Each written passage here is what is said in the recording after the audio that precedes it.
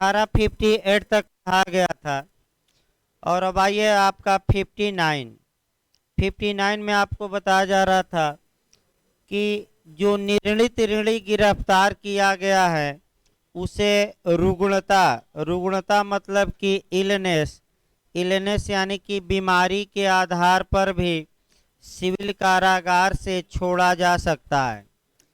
एक लाइन जो सबसे महत्वपूर्ण यहाँ पूछी जाती है, बैठिए भाई, एक लाइन जो सबसे महत्वपूर्ण यहाँ पूछी जाती है कि अगर बीमारी के आधार पर या इलनेस के आधार पर, रुग्णता के आधार पर बीच में ही उसे छोड़ा जाता है तो क्या पुनः डिक्री के निष्पादन में उसे गिरफ्तार करके जेल भेजा जा सकता है कि नहीं। ये क्वेश्चन एमपी में कई बार आया है, तो भेजा जा सकता है, लेकिन लगाकर पढ़ना है। जितने दिन तक वह पहले जेल में रह चुका है उतना माइनस किया जाएगा, यानी कि अब पूरा फिर से नहीं रहेगा, जितने दिन तक रहा है उतना दिन क्या किया जाएगा, कटौती। इसी को आपका आइए कब छोड़ा जाएगा कब नहीं छोड़ा जाएगा एक बार बेयर एक्ट से कम बता दिया जाए। लेकिन याद रखिए पुनः गिरफ्तार किया जा सकता है अगर छोड़ा गया है तो। बेयर एक्ट निकाल लीजिए भाई, देखिए आपका बेयर एक्ट में आपका 59 निकाल लीजिए, उसके बाद आपका कुर्की का प्रावधान चलेगा। देखिए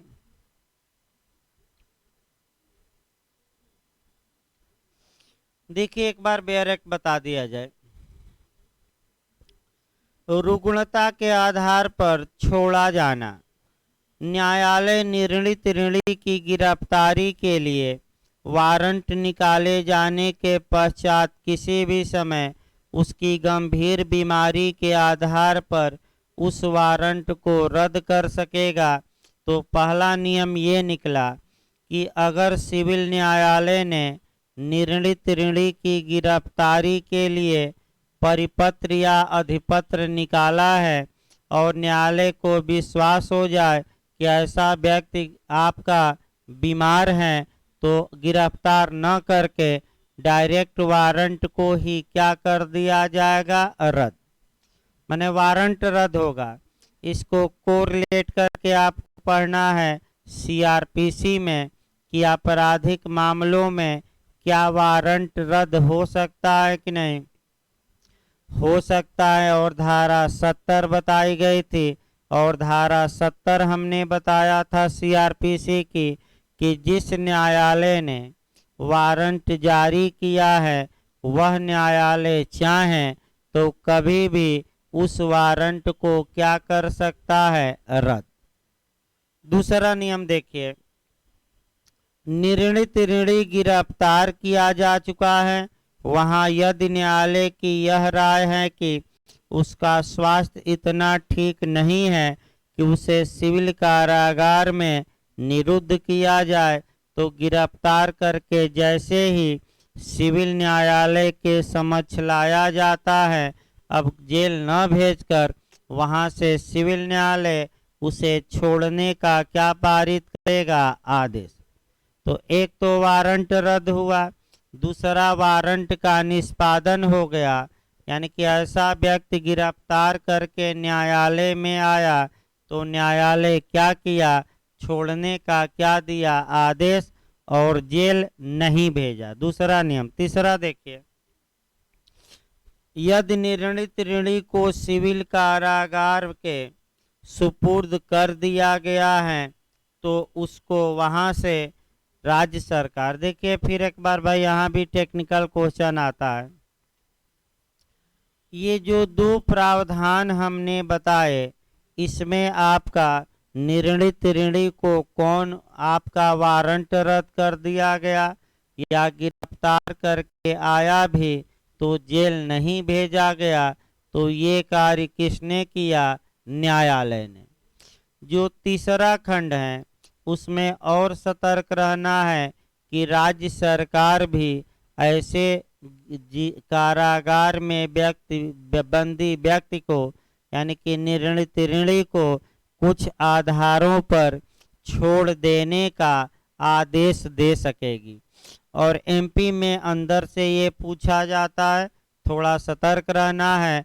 अब न्यायालय नहीं बल्कि कौन हम पढ़ा रहे हैं, राज्य सरकार। देखिए कह करके, राज्य सरकार किसी संक्रामक या सांसर्गिक रोग होने के आधार पर छोड़ सकेगी। यानी कि राज्य सरकार ऐसा रोग होने के आधार पर, जो आपका कह सकते हैं कि संक्रामक है। संक्रामक का मतलब एक व्यक्ति से दूसरे व्यक्ति को पहुंच सकता है। जैसे कोरोना ही ले लीजिए, तो अगर कोरोना हो गया हो निर्णित ऋणी को गिरफ्तार करके सिविल कारागार भेजा गया हो, तो राज्य सरकार चाहे तो सिविल कारागार से उसे क्या कर सकती है, मुक्त। पहला नियम। दूसरा नियम देखिए आपका, सांसर्गिक रोग के कारण। सांसर्गिक रोग का मतलब ये हुआ छुआछूत का रोग, यानी कि ऐसा रोग जो एक व्यक्ति दूसरे के संपर्क में आता है तभी होता है। तो अगर ये आशंका है कि ऐसा रोग हो सकता है, तो आपका राज्य सरकार ऐसे गिरफ्तार व्यक्ति को क्या करेगी, कारागार से क्या कर देगी, मुक्त।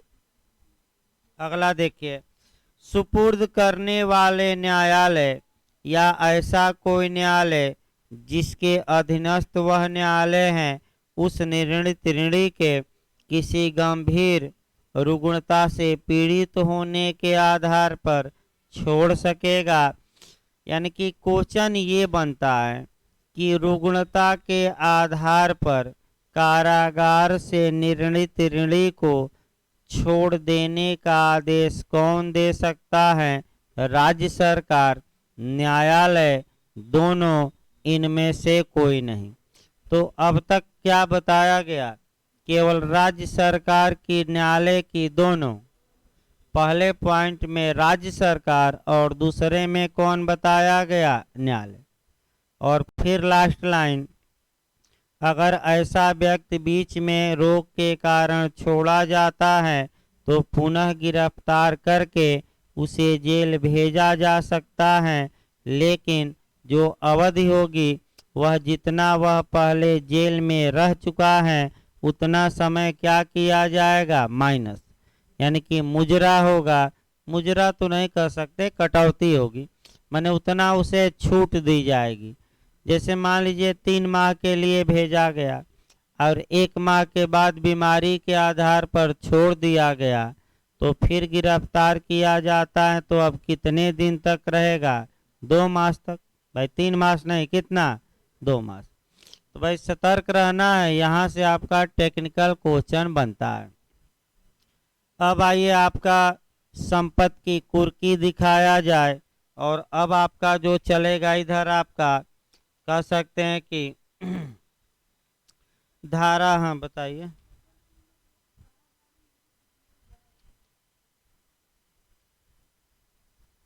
क्या खंड तो 2 में कि किस में आप पूछ रहे हैं? खंड 2 में आपका ये है कि अगर वह गिरफ्तार करके न्यायालय के समक्ष लाया गया है तो न्यायालय कारागार यानी कि जेल में निरुद्ध यानी कि बंदी न बनाते हुए न्यायालय से ही आपका मुक्त कर देगा। यानी कि वहीं से उसे क्या करेगा, छोड़ देगा, जेल भेजेगा ही नहीं, ये इसका मतलब हुआ। अब आइए भाई आपका संपत्ति की कुर्की, पहले कुर्की के बारे में देखा जाए तब अन्य बातें देखा जाए। देखिए आपका पहले कॉन्सेप्ट बनाइए, और आपका धारा 60 से, हेलो आवाज जा रहे हैं ना साहब, हेलो, हेलो।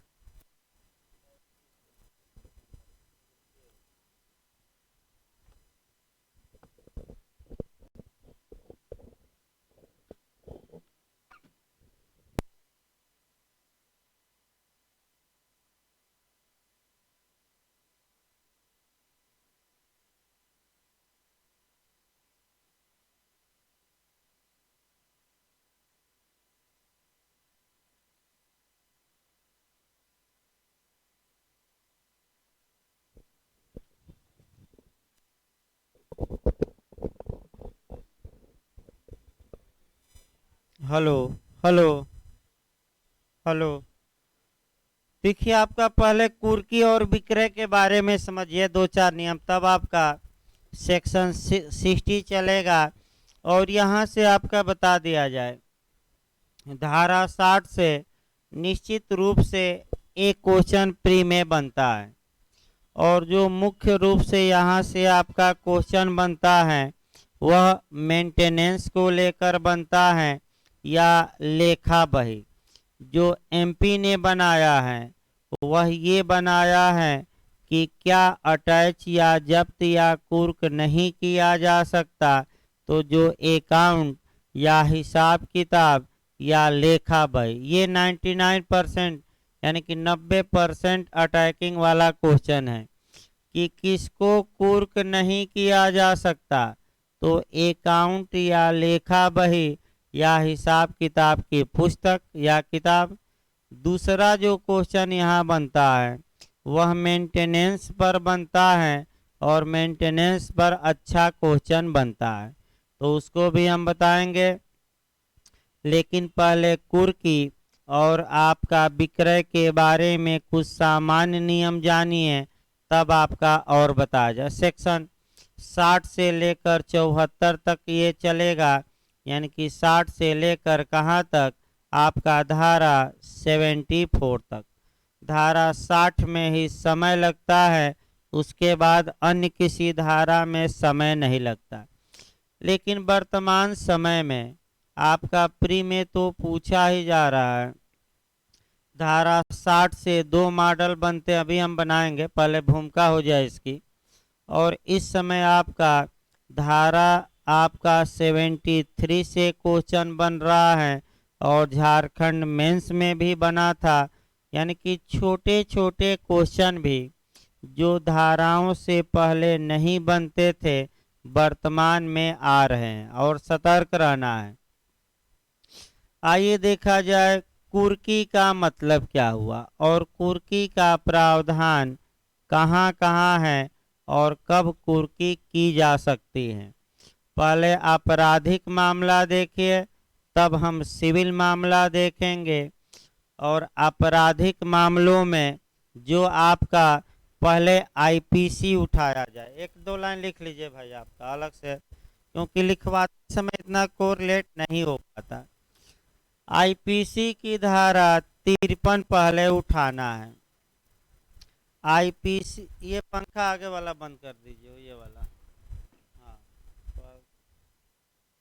दिक्कत आ जाए, हवा हवा लग रही है तो हमारे शरीर में, यानी कि शरीर अभी आपका हवा एडजस्ट नहीं कर पा रहा, इसीलिए आपका कभी काल दिक्कत भी आ जा रही है। भाई बिना पंखा का नींद नहीं आएगी, और शरीर अभी आपका एडजस्ट नहीं कर पा रहा है, ये दिक्कत है। देखिए फिर आईपीसी हम उठाते हैं।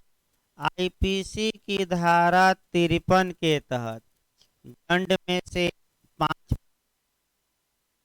दंड है, और उसमें एक दंड ये भी है कि न्यायालय अपराधी की चल या अचल संपत्ति को फॉर फ्यूचर या समर्पित या जब्त करने का भी आदेश देता है। मतलब पहले मिला समपहरण है या फॉर फ्यूचर है, जब्ती है, एक दंड का रूप भी है, और आईपीसी की किस धारा में है, 53 में। आपराधिक मामलों में जहाँ तक बात है, आपराधिक मामलों में आपका कह सकते हैं कि जो कुर्की और विक्रय होता है उसके लिए दो नियम हैं। एक, कुर्की और विक्रय निर्णय से पहले होता है, यानी कि फैसला आने से क्या पहले, और एक कुर्की विक्रय फैसला के बाद। फैसला के अगर पहले होगा तो धारा 83, और फैसले के बाद होगा तो तमाम धाराएं हैं। लेकिन मुख्य रूप से माने की वसूली में अपराधी की चल और अचल संपत्ति को कुर्क किया जा सकता है। इसके लिए सीआरपीसी की धारा आपका कौन काम करेगी, तो 421।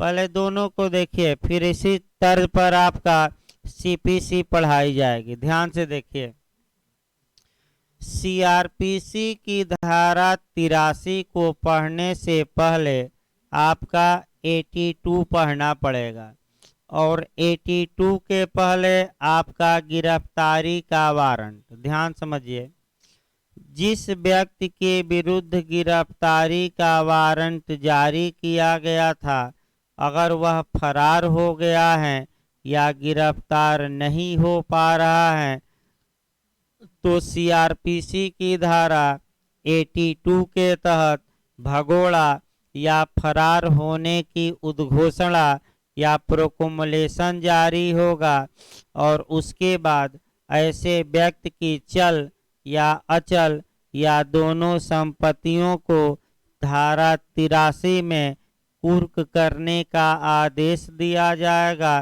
तो तुरंत दिमाग अप्लाई करना है कि धारा 83 निर्णय से पहले कुर्की और विक्रय है कि बाद में आपराधिक मामलों में? पहले। भाई निर्णय से पहले कि बाद में?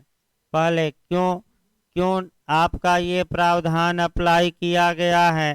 ताकि वह व्यक्ति न्यायालय में हाजिर हो जाए, और अगर 2 साल के अंदर हाजिर नहीं होता तो ये जो संपत्ति है यह बेची जाए, माने 6 माह के अंदर। भाई 6 माह के अंदर अगर हाजिर नहीं होता तो ये संपत्ति बेच दी जाएगी, और 2 साल तक नहीं आता तो 2 साल बाद पैसा वैसा या संपत्ति नहीं बेची गई है तो किसकी हो जाती है?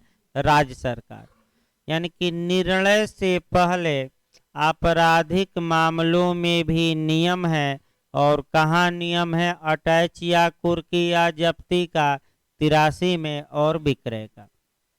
अब आइए निर्णय अब करवाइए। मान लीजिए अभियुक्त दोष सिद्ध ठहराया गया, 5 वर्ष के कारावास की सजा दी गई और 5 लाख रुपया जुर्माना लगाया गया। तो 5 लाख रुपया जुर्माना नहीं देगा तो वह जुर्माना की वसूली होगी, और वसूली कैसे होगी? तो ऐसे अपराधी की चल या अचल संपत्ति को जब्त या कुर्क या अटैच किया जाएगा, फिर नीलामी होगी, बेचवाया जाएगा और बेचवा कर जुर्माने की रकम वसूली जाएगी। तो निर्णय के बाद जुर्माना की वसूली हो रही है तो सीआरपीसी की कौन सी धारा अप्लाई करेगी? 421। तो दिमाग में एक लाइन कम से कम बैठाए रखिए भाई कि सीआरपीसी में भी प्रावधान है, निर्णय से पहले आपका क्या? कुर्की, और आपका निर्णय के बाद कुर्की। निर्णय के पहले पूछे तो कौन सी धारा मारेंगे? 83, और निर्णय के बाद पूछे तो 421। बैठते रहिए। अगले नियम पर आइए। क्या सिविल मामलों में भी ऐसा नियम है कि नहीं? निश्चित रूप से है, और सिविल मामलों में भी जजमेंट के पहले आपका कुर्की और विक्रय, और जजमेंट के बाद भी कुर्की और विक्रय। तो निर्णय के पहले कुर्की विक्रय होगा, तो इसके लिए अब सिविल मामले में आ जाइए। सीपीसी की धारा 94 काम करेगी और आदेश 38। रटे रहिएगा। सिविल मामलों में भी निर्णय के पूर्व आपका कह सकते हैं कि कुर्की और विक्रय का प्रावधान किया गया है।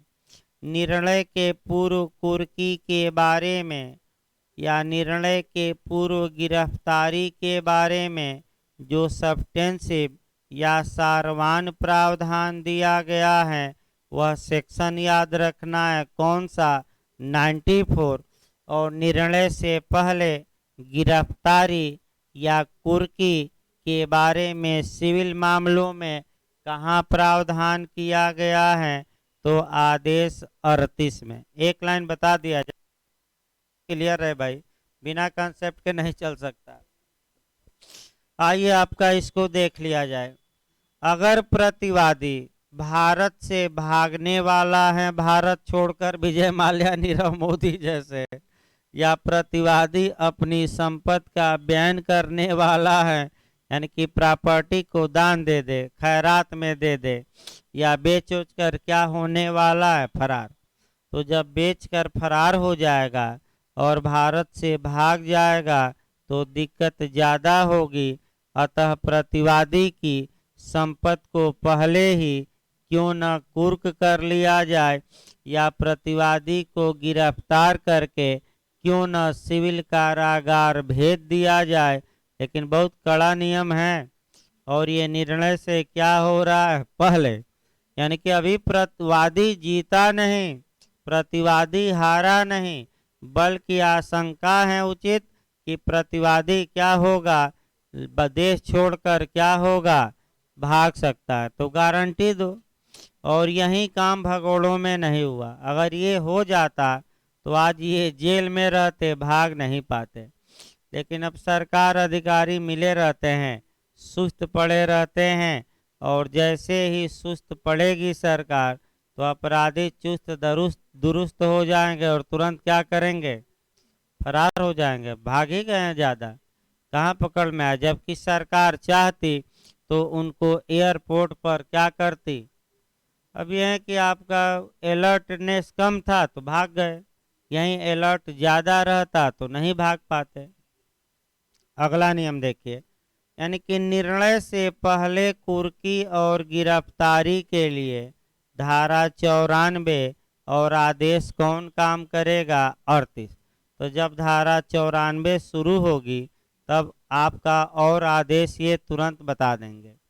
अगला देखिए भाई, दूसरा जो आपका गिरफ्तारी और कुर्की होती हैं वह निर्णय के बाद होती हैं। यानी कि जब प्रतिवादी हार जाता है तो हम लोग जो प्रावधान अभी पढ़े 55 से लेकर और 59 तक, ये निर्णय के बाद हमने पढ़ा।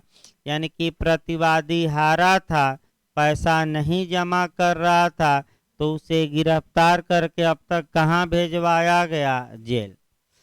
अगला उपाय यह है कि प्रतिवादी हार गया है, पैसा नहीं दे रहा है, तो उसकी चल और अचल संपत्ति को क्या किया जाए, कुर्क किया जाए, और कुर्क करके वह पैसा वसूल लिया जाए।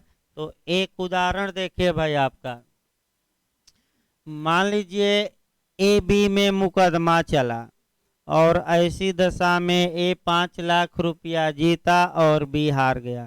पहला तरीका है कि बी को गिरफ्तार करके कहाँ भेजवा दीजिए, जेल। तो जेल से तो पैसा वसूल नहीं हो पाएगा। तो दूसरा तरीका कानून 60 से लेकर 74 तक में बताता है, और वह तरीका ये है कि बी की जो चल या अचल संपत्ति है, न्यायालय क्या करे, कुर्क करे, कुर्क करके उसका क्या करवाए, विक्रय, या कुर्क न करके डायरेक्ट क्या करवा दे, विक्रय। और जो विक्रय धन आए उसमें से कितना पैसा ए को दिलवाया जाए, 5 लाख, और जो पैसा बचता है, यानी कि मान लीजिए मकान भी 10 लाख का बिका, तो भाई ए को कितना दिलवाया जाएगा, 5 लाख, और 5 लाख रुपया बी को क्या किया जाएगा, वापस। याद रखिए, बी को क्या किया जाएगा, वापस। तो ये जो बी की संपत्ति की कुर्की और विक्रय का प्रावधान है, ये कहाँ से मुख्य रूप से गवर्न होगा, धारा 60 से। फिर एक बार अलग आपका, ये निर्णय के पूर्व है कि निर्णय के बाद, हाँ निर्णय के पूर्व। याद रखिए कौन सी धारा, 94 और आदेश 39।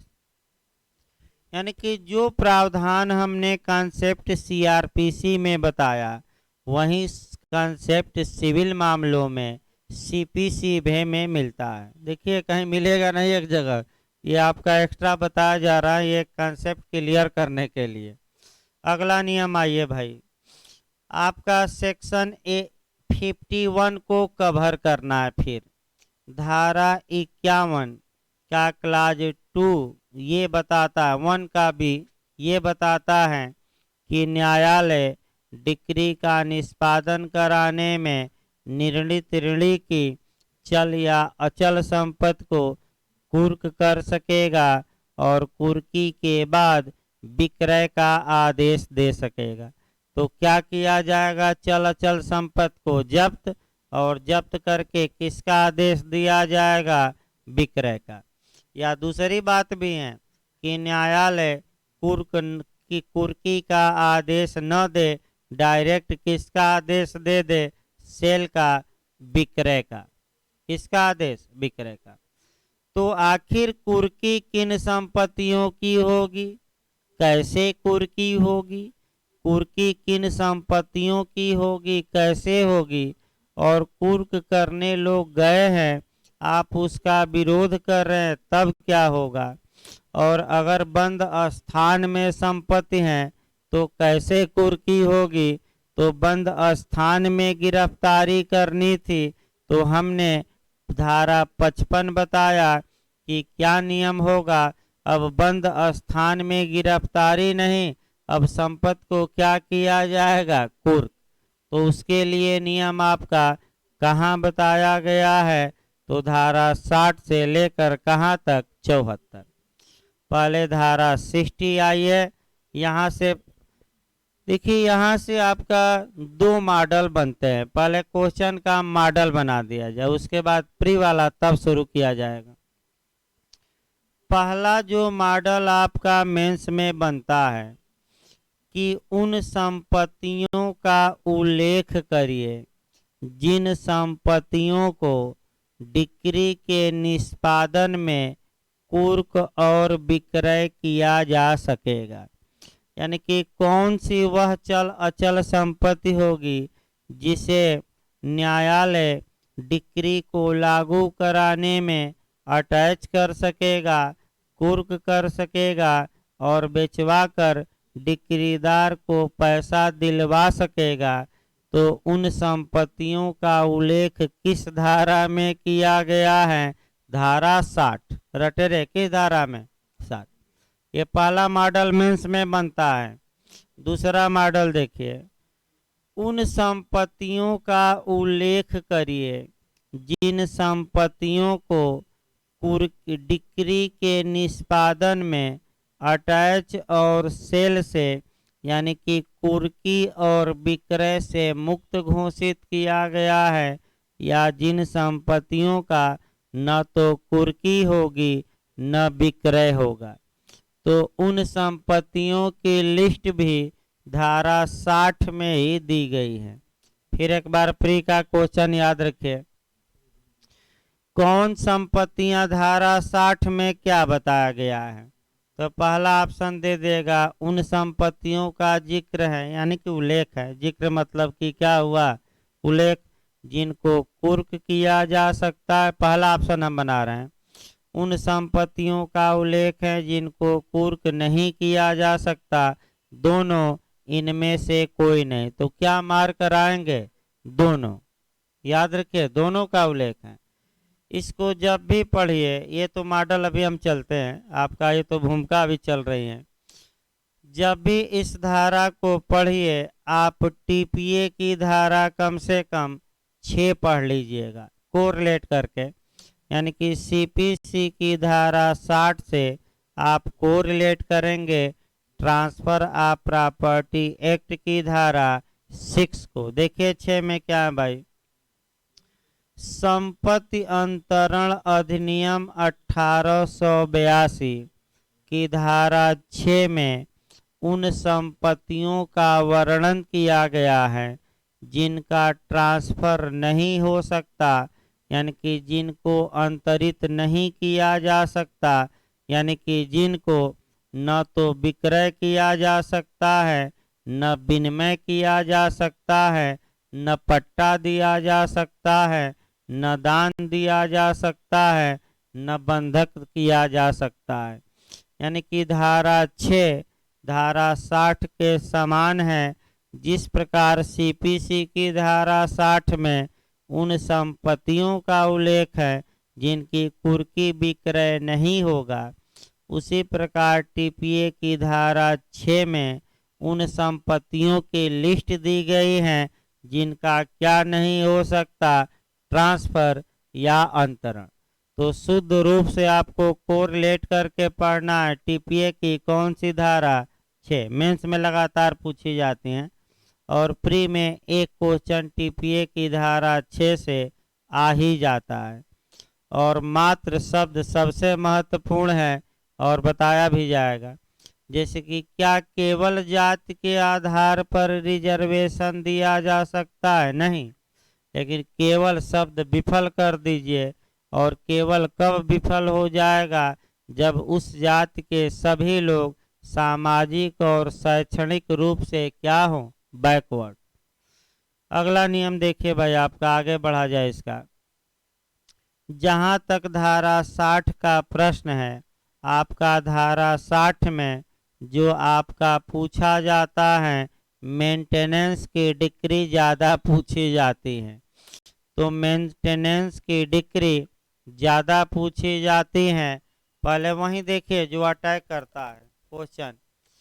फिर एक बार देखिए भाई, एक तो आपका अकाउंट तैयार करना है कि जो लेखा बही है या हिसाब किताब की जो पत्र है, रजिस्टर है, उसको डिक्री के निष्पादन में कुर्क नहीं किया जाएगा। ये दिमाग में बैठा लीजिए भाई प्री के लिए। दूसरा आपका मेंटेनेंस पर ज़्यादा पूछा जाता है और ये बार बार गलत करके आएंगे। और अभी भी बताने के बावजूद भी मैं बता दूं, 50% लोग गलत करके ही आते हैं। उसका उपाय यह है कि बार बार रटिए और एक बार लिख लीजिए, उसको 4-5 दिन पढ़िए, क्योंकि ये सही बात है कि कंफ्यूजन ज़्यादा होता है। देखिए मॉडल क्या, मॉडल पहले 2 बनाया जाए तब उस पर ऐड किया जाए।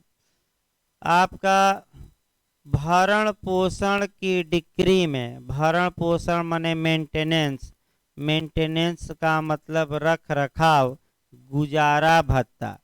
तो भरण पोषण की डिग्री में वेतन का कितना भाग कुर्क किया जा सकता है? किया जा सकता है। एक तो ये क्वेश्चन बनता है। दूसरा मॉडल ये बनता है कि वेतन माने भरण पोषण की डिग्री में केवल मेंटेनेंस बताया जा रहा है, वेतन का कितना भाग कुर्क नहीं किया जा सकता। तो पहला लाइन तो याद रखना है, कितना कुर्क किया जा सकता है 2/3, और कितना कुर्क नहीं किया जा सकता 1/3। रट कर जाइएगा, कितना कुर्क होगा 2/3, कितना नहीं होगा। अब झारखंड देखिए समस्या बनाया था। एक व्यक्ति 9,000 वेतन पाता है, उसकी पत्नी, माता पिता या पत्नी ने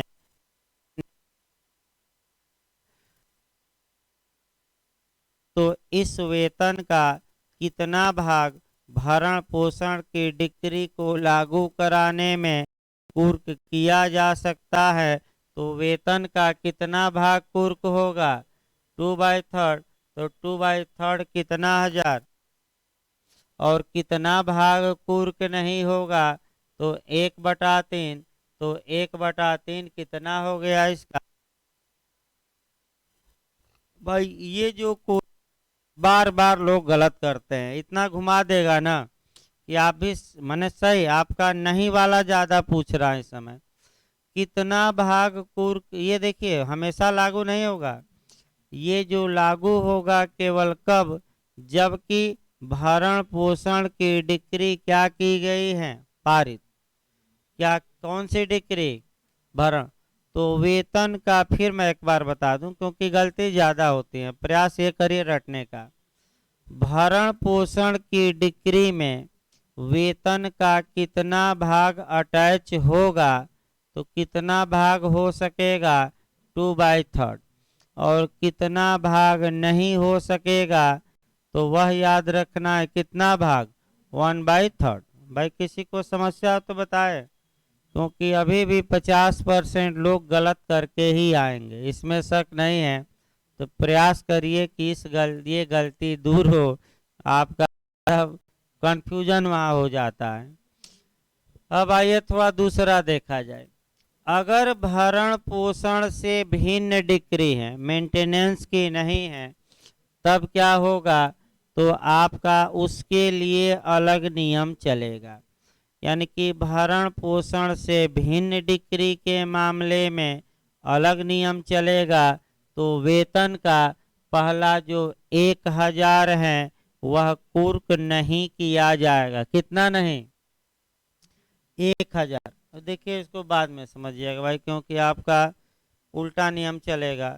तो भाई पहले सीधा नियम जानते रहे, डिटेल में पढ़ाते समय इसको पढ़ाते हैं क्योंकि कंफ्यूज हो जाएगा।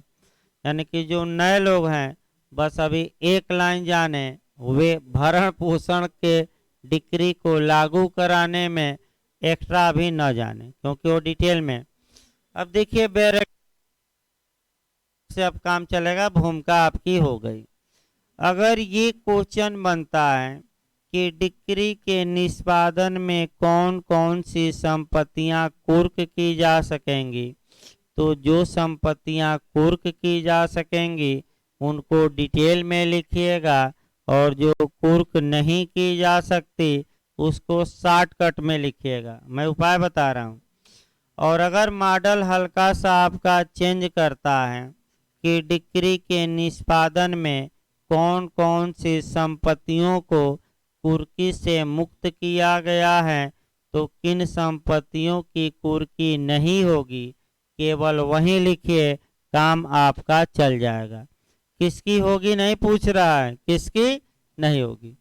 तो दोनों इसी धारा में। अब देखिए एक बैरेक्ट आपका धारा 60 निकाल लीजिए भाई। आपका बैरेक्ट भाई रखे रहिए, क्योंकि इधर बैरेक्ट काफी काम करेगा, और कोई शब्द ना आए तो उसी बैरेक्ट पर लिखना। देखिए वह संपत्ति जो डिक्री के निष्पादन में कुर्क और विक्रय की जा सकेगी। देखिए पहला, निम्नलिखित संपत्ति डिक्री के निष्पादन में कुर्क और विक्रय की जा सकेगी, अर्थात भूमि। तो पहला कौन आया, क्या लैंड को, जमीन को, भूमि को कुर्क करके बेचकर और डिक्री का निष्पादन कराया जा सकता है कि नहीं, कराया जा सकता है। तो भूमि अचल संपत्ति हुई कि चल संपत्ति, अचल।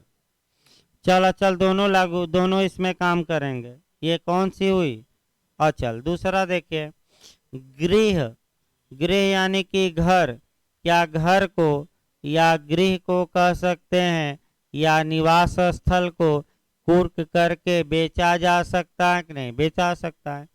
तीसरा अन्य निर्माण, यानी कि घर तो नहीं है लेकिन आप बारांदा इत्यादि या बैठका बनाए हैं, उसको भी कुर्क किया जाएगा। इसके बाद आपका गुड्स, गुड्स यानी कि माल, यानी कि आपका गुड्स कहा जाता है, यानी कि वस्तुएं। अब यहाँ आपको थोड़ा सतर्क रहना है।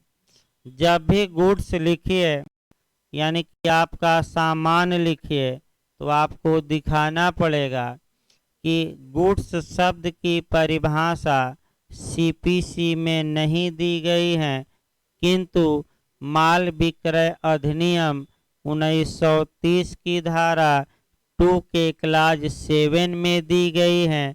और जो वस्तुएं माल विक्रय अधिनियम 1930 की धारा 2 के किस क्लाज में, पिछली बार बिहार में पूछा गया था, इसके पहले वाले बिहार में जे में आया था भाई, गुड्स की परिभाषा कहाँ है, तो कहाँ है 2(7) किस कानून में, सेल ऑफ गुड्स एक्ट में दी गई है, उनको भी कुर्क और विक्रय किया जा सकता है। अगला देखिए आपका धन, यानी कि अगला हो गया माल विक्रय अधिनियम 1930 की धारा 2 का क्लास 7 है भाई। अब उतना बताना संभव नहीं है, बस ये जानिए कि उसमें जो आ जाएगी उसको भी हम क्या कर सकते हैं, कुर्क। अगला शब्द देखिए धन, यानी कि जो धन है यानी कि आपका उसको भी कुर्क किया जा सकता है, सोना चांदी इत्यादि। बैंक नोट, क्या बैंक नोट को जब्त किया जा सकता है कि नहीं, यानी कि निर्णित ऋणी के पास 2 लाख कैश मिल गया, तो क्या वह 2 लाख कैश जब्त हो सकता है कि नहीं, हो सकता है। अगला देखिए चेक, जो चेक होता है वह जब्त किया जा सकता है कि नहीं, किया जा सकता है। क्यों? क्योंकि ये न हो कि चेक किसी दूसरे को काट दे और दूसरा आदमी बैंक से उसके खाते से पैसा निकाल कर गायब, तो ठिकरीदार झुनझुना बजाएगा कि अब पता है क्या हो, तो जब चिड़िया चुग गई खेत। इसलिए पहले से ही सतर्क रहिए और खाते होते पर आपका आहरण से, निकासी से क्या लगा दीजिए, रोक। पहले से ही सतर्क रहिए। अगला देखिए आपका विनिमय पत्र। तो जो ये चेक है, विनिमय पत्र है, अब इसको बताना पड़ेगा हल्का हल्का भाई। चेक शब्द आपका गवर्न होगा परक्राम में लिखित अधिनियम 1871 से, 1871 है ना भाई, ये 1881। देखिए 1881। तो भाई जो लोग एमपी दे रहे हैं वो तो बता सकते हैं कि पहले देखिए भाई, नए समझें। परक्राम्य,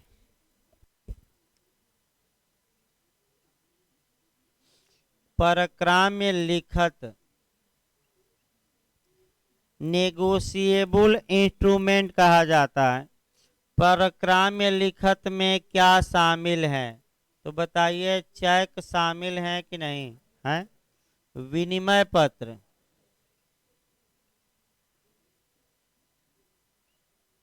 और वचन पत्र शामिल है कि नहीं? तो क्या ये जो चेक है, देखिए भाई आपका सेक्शन वचन पत्र 4 में है ना, विनिमय पत्र, चेक किसमें, सही है ना, 4, 5, 6।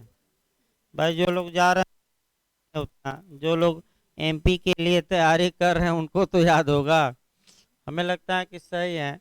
प्रामिजरी नोट आपका धारा 4 एनआईए के कानून, विनिमय पत्र कहाँ 5 और चेक कहाँ 6। एक एक लाइन बता दें भाई, डिटेल में नहीं। वचन पत्र का मतलब ये हुआ कि कोई व्यक्ति कोई लिखत लिखा है, उसके अधीन दायित्व को स्वीकार किया है और उस लिखत में ये लिखा है कि मैं बिना शर्त ये पैसा लौटाऊंगा और धन की रकम निश्चित होनी चाहिए। और पिछली बार एमपी यही समस्या बनाया था और उसमें एक बात छोड़ दिया था कि लौटाने का वादा नहीं कराया था, तो वह वचन पत्र या प्रामिजरी नोट नहीं होगा। जैसे कि ए एक लिखत लिखता है मैंने कागज पर और बी से कहता है कि हे बी, मैं तुम्हारा 1000 रुपया उधार लिया हूँ, तो बताइए क्या ये वचन पत्र माना जाएगा कि नहीं? नहीं, क्योंकि ए द्वारा उस लिखत पत्र में ये भी लिखना पड़ेगा कि मैं तुम्हें इसे क्या करूंगा, बिना शर्त लौटाऊंगा। और जब तक लौटाने का वादा नहीं, तब तक वह वचन पत्र नहीं माना जाएगा। विनिमय पत्र माने बिल ऑफ एक्सचेंज, ये भी धन उत्पन्न कर देता है। और चेक जानते ही हैं लोग, जारी करते हैं, बैंक को आदेशित करते हैं कि यह व्यक्ति जा रहा है और हमारे खाते से इनको क्या करिए, दे दीजिएगा। तो जो चेक का जारी करता है वह किसको आदेशित करता है? बैंक को, कि बैंक हमारे खाते से इनको इतना पैसा दे दे। तो जो चेक हैं, विनिमय पत्र हैं, वचन पत्र हैं, क्या सब ये कुर्क होंगे कि नहीं होंगे? और एक देखिए हुंडी लिखी जाती है भाई, व्यापारिक में हुंडी का मतलब वो भी धन संबंधी दायित्व है। आपका एक हुंडी भी धन संबंधी क्या है, दायित्व। लेकिन पुरानी प्रथा के अनुसार लिखी जाती थी हुंडी। अगला देखिए आपका वचन पत्र, सरकारी प्रतिभूतियां, यानी कि गवर्नमेंट को जो आपने सिक्योरिटी दे रखी है वह भी कुर्क की जा सकती है। धन के लिए बंध पत्र, यानी कि बांड भरे हैं धन के लिए, वह बांड जब्त हो सकता है। अन्य प्रतिभूतियां, ऋण, ऋण यानी कि उधार, तो ऋण एक बार दिया जाए गार्निशी पर आपको उदाहरण भी बताया गया था। देखिए ध्यान से, मान लीजिए ए एक व्यक्ति है, बी है, बी हार गया है और ए क्या है, जीता है, और बी ने उधार किसको दिया था, सी को। तो जो बी ने सी को उधार दिया है, तो क्या यह जो ऋण है, ये जो डिक्री का निष्पादन करा रहा है, क्या जो बी ने सी को ऋण दिया है उसको कुर्क किया जा सकता है कि नहीं, किया जा सकता है। और आपका इसी को एक लाइन में हम कहते थे गार्निशी, यानी कि सी क्या कहलाएगा, गार्निशी, निर्णित ऋणी का ऋण। तो उधार को या ऋण को है कि नहीं, किया जा सकता है। अगला शब्द देखिए भाई, थोड़ा बड़ी धारा है, इसके बाद छोटी भाई धाराएं आएंगी। हाँ, निगम अंश। निगम अंश का मतलब कि जो कारपोरेशन में या कंपनी में किसी व्यक्ति का शेयर है। तो मान लीजिए कोई व्यक्ति है और किसी कंपनी में 10% का शेयर रखता है, तो क्या उसका 10% का शेयर कुर्क हो सकता है कि नहीं, हो सकता है, कोई इसमें दिक्कत नहीं है भाई। अगला देखिए, और उसके सिवाय जैसा इसमें इसके पश्चात वर्णित है, यानी कि नीचे लिस्ट होगी आपका, जिसमें कि कुछ संपत्तियां दी जाएंगी जिनका कुर्की और विक्रय नहीं होगा। अभी हम लिस्ट बताएंगे, आज तो नहीं हो पाएगा, कल ही वो लिस्ट हो पाएगी। देखिए आगे, हाँ वर्णित है, विक्रय की जा सकने वाली अन्य ऐसी सभी चल या अचल संपत्ति जो निर्णित ऋणी की हैं। यानी कि एक लाइन में कहा जाए कि नीचे कुछ संपत्तियां दी गई हैं, उन संपत्तियों के अलावा वह प्रत्येक चल या अचल संपत्ति जो निर्णित ऋणी की है वह भी कुर्क और विक्रय की जा सकेगी, या जिस पर या जिसके लाभों पर वह व्ययन की शक्ति रखता है। यानी कि निर्णित ऋणी का तो मालिक तो नहीं है, लेकिन किसी कारण से किसी हैसियत में किसी संपत्ति के लाभ पर वह व्ययन का अधिकार रखता था, जैसे भागीदार था और भागीदारी में 10% क्या पाता था, लाभ। तो बताइए लाभ कुर्क हो सकता है कि नहीं, हो सकता है। आपका भले 10% हो, कुर्क हो सकता है कि नहीं, हो सकता है।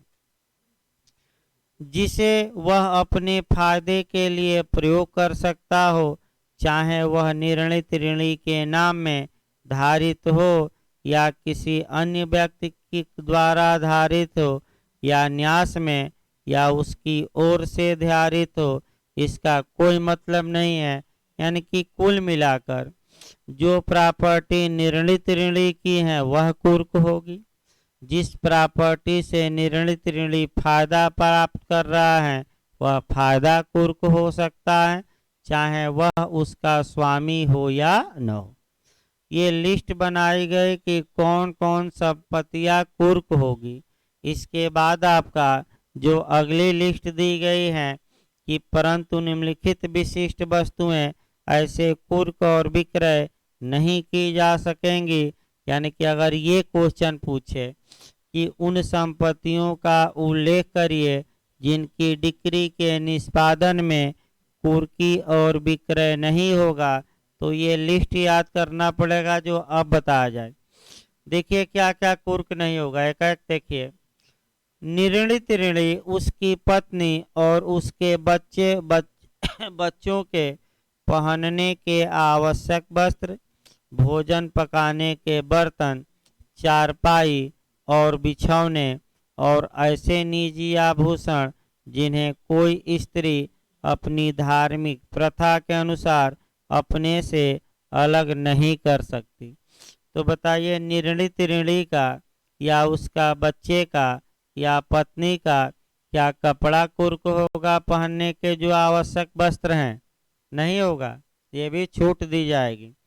भोजन पकाने के बर्तन, कुकर और थाली ओली क्या कुर्क होगी, कड़ाही नहीं होगी। हाँ एक लाइन और जानिए भाई, क्योंकि कोरिलेट भी करना है। आपराधिक मामलों की जहाँ तक बात है, ये जितनी वस्तुएं हम छूट कराएंगे, आपराधिक मामलों में एक भी छूट प्राप्त नहीं है।